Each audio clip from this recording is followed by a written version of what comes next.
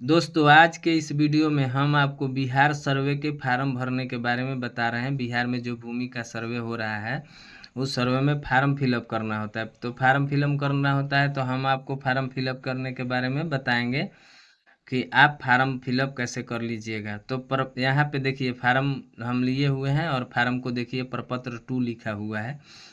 सर्वे का महत्वपूर्ण फॉर्म है, इसको भरना होगा। देखिए नियम 6 उप नियम 1 रैयत द्वारा स्वामित्व आधारित भूमि की स्व घोषणा पत्र हेतु। तो देखिए जो भी जिनके पास भी जैसा भी जमीन है उनको रैयत ही बोलते हैं। तो रैयत के आधार पे फार्म भरा जाएगा। जैसे जो भी है जिनके पास चाहे जितना जमीन हो उनको रैयत ही बोला जाता है। रैयत किसान को ही रैयत बोलते हैं। अब यहाँ पे राजस्व ग्राम लिखा हुआ है। आपका जमीन जिस गांव में है उस गांव का नाम आपको लिख देना है। इसके बाद आपके नक्शे के आधार पे आपको थाना नंबर मिलता है। तो नक्शे के आधार पे थाना नंबर मिलता है तो आप नक्शे के आधार पे थाना नंबर यहाँ डाल दीजिएगा, क्योंकि थाना नंबर आपके नक्शे पर होता है। इसके बाद पुलिस थाना नंबर हो गया। तो पुलिस थाना हमारा जो भी है हम डाल चुके हैं। देखिए यहाँ पे पुलिस थाना है तो आप अपना पुलिस थाना डाल दीजिए। यहाँ पे अंचल या ब्लॉक का नाम होगा तो अंचल को भी और ब्लॉक को भी दोनों नाम से जाने जाते हैं। तो यहाँ पे आप अपना अंचल का नाम डाल दीजिएगा। इसके बाद यहाँ पे अपना जिला का नाम डाल दीजिएगा। और यहाँ पे हल्का डालना है तो हल्का अगर पता है तो डाल दीजिए, नहीं पता है तो कोई बात नहीं, वो लोग अपना एक्सेप्ट करेगा। देखिए यहाँ रैयत का नाम है, सहिस्सेदारों का नाम या अंश अगर कोई हो तो सहित पिता का नाम।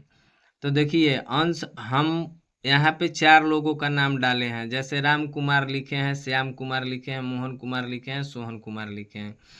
तो राम कुमार ऐसे हम एग्जाम्पल के तौर पे दे दिए हैं। जैसे आपका जो भी नाम होगा, नाम के बाद जो टाइटल होगा वो टाइटल लगा दीजिएगा।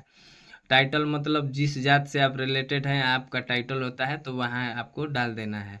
जैसे श्याम कुमार है तो यहाँ जो टाइटल होगा डाल देंगे, हम ऐसे एग्जाम्पल के तौर पे डाल दिए हैं।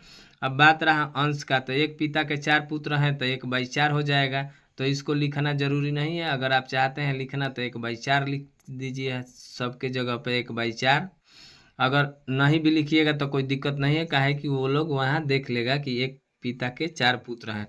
अच्छा इसमें अगर आपकी बहन वहन है, आपकी बहन है तो बहन का भी नाम यहाँ पे दर्शाना होगा। काहे कि यहाँ लोग नहीं बता पा रहा है सही से।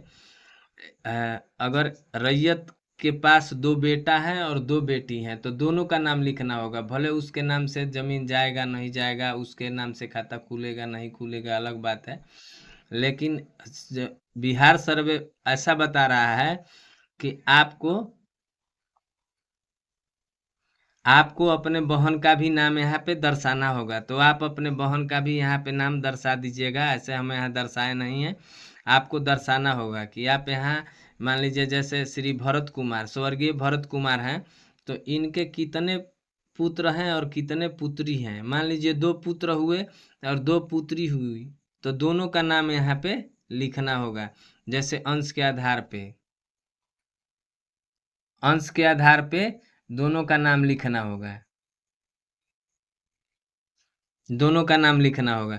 इसके बाद यहाँ पे अस्थाई पता लिख देना है। जो भी आप लोगों का अस्थाई पता होगा अस्थाई पता ही लिखना होगा, क्योंकि जमीन जब सर्वे होगा तो वहाँ इन्वेस्टिगेशन करने जाएगा तो आदमी जो भी बिहार सरकार का अधिकारी होगा सर्वे से रिलेटेड वो आपके पते पर जाएगा और आपके पते पर जाने के बाद वो आपका इन्वेस्टिगेशन करेगा तो उनको जाने में आसान होगा। अच्छा अब यहाँ पे आ जाइए, लिखा हुआ है खाता संख्या।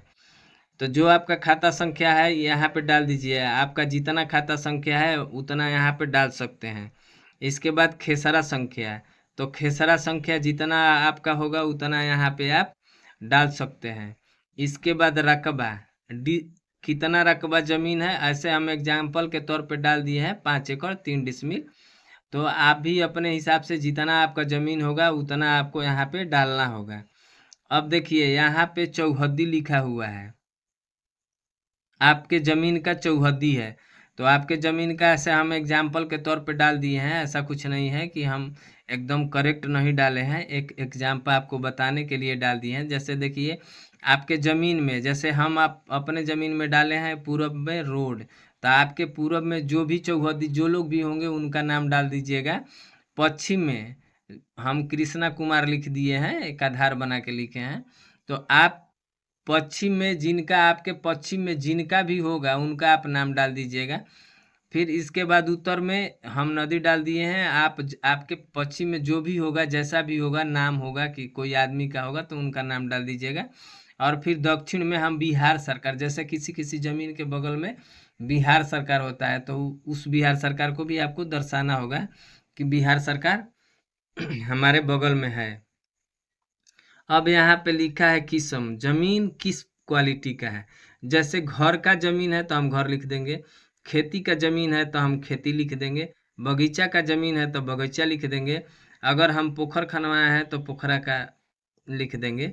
या हम जिस क्वालिटी से जमीन को अपने इस्तेमाल में लाते हैं उस क्वालिटी के नाम यहाँ पे दर्शाना है कि हमारे ज़मीन में बाग बगीचा लगा है, खेती हो रहा है, घर है, पोखरा है या और कोई चीज़ है तो यहाँ पे लिख देना है एकदम साफ सुथरा।